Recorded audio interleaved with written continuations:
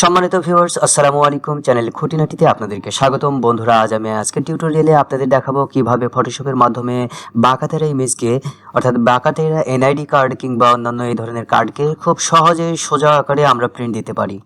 ঠিক আছে, তো এই অ্যাকশনটি ব্যবহার করে আমি যেভাবে বাঁকাতেরা ছবিগুলোকে সোজা করে থাকি খুব সহজে সেটি আমি আপনাদের দেখাবো। এটি আপনাদের অনেকটাই কাজে আসবে, কারণ এই কাজ করতে গিয়ে আমরা অনেকখানি সময় নষ্ট করে থাকি।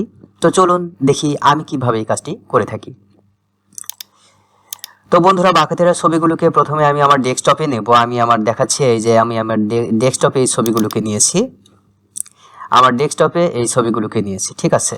তো আমি ফটোশপে চলে যাব। ফটোশপে গিয়ে আমি শর্টকাটে F4 বাটনে এটিকে শর্টকাট করে রেখেছি। তো প্রথমে F4 বাটনে প্রেস করব বন্ধুরা। তারপর আমার প্রথম ছবি কোনটি সেটি আমি সিলেক্ট করব। সিলেক্ট করার পরে আপনারা দেখবেন যে এভাবে কিন্তু কি আসবে, এভাবে একটি ঘর চলে আসবে। ঘরকে আমি বড় করে দেব, ঘরটাকে বড় করে দেব। বড় করে দেওয়ার পর আমি পার্সপেক্টিভে এই যে পার্সপেক্টিভ দেখতে পাচ্ছেন, এই অপশনটিকে আমি ক্লিক করব। ক্লিক করার পরে প্রত্যেকটি কর্নার এক একটা কর্নারের সঙ্গে মিল করে দেব বন্ধুরা। মিল করে দেওয়ার পর আমি এন্টার বাটনে প্রেস করব। মিল করে দেওয়ার পর এন্টার বাটনে প্রেস করব। এরপর আরেকটি ইমেজ ওপেন করে দেবে, যে আর এ পাশে দেখবেন একটি নতুন একটি পেজ ওপেন হবে এবং সেখানে সেটি পেস্ট করে দিয়েছে। এরপর আমি আমার এই দ্বিতীয় পার্টটি যেটা ব্যাক পার্ট সেটিকে নেব। সেটিকে নেওয়ার পরে এরকম একটি অংশ আসবে। সেই অংশটাকে এইভাবে প্রত্যেকটা কর্নারের সঙ্গে যে কোনো একটা কর্নারের সঙ্গে মিলিয়ে নিয়ে প্রত্যেকটা কর্নারের সঙ্গে আমি এটি পার্সপেক্টিভে ক্লিক করব। এরপর প্রত্যেকটা কর্নারের সঙ্গে একটা একটা করে আমি কি করে দেব, পয়েন্টগুলো মিলিয়ে দেবো। এরপর ইন্টার বাটনে প্রেস করব।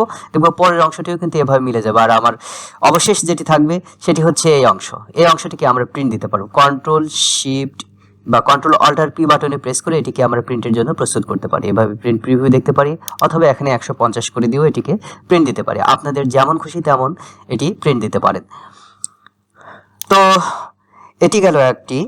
এরপরে বন্ধুরা দেখায় যে যদি আরেকটি থাকে এরকম, ধরুন এই যে আমার মূল ডকুমেন্ট, এই মূল ডকুমেন্টটি নিলাম। এভাবে অনেক সময় আমাদের পিকচার তুলে পাঠানো হয়। সেই পিকচার থেকে আমরা কিভাবে করতে পারবো, যে কোনো একটি কর্নারে মিলাবো। মিলানোর পর এটিকে আর একটু বড় জুম করব। জুম করার পর পার্সপেক্টিভে যাব। সেখান গিয়ে বাকি কর্নারগুলো এভাবে মিলিয়ে দেব।